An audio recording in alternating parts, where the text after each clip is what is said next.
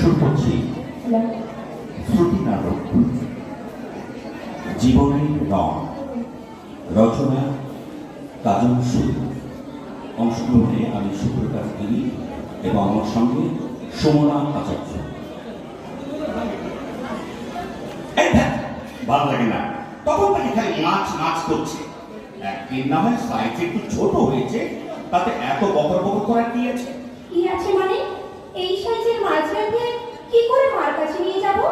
তোমার কি আক্কেল বলে কিছু নেই? না না, আগে নিশ্চয়ই আছে। বিয়ের 10 বছর হয়ে গেল, রোজ কেজি কেজি করে মাছ কিনছি।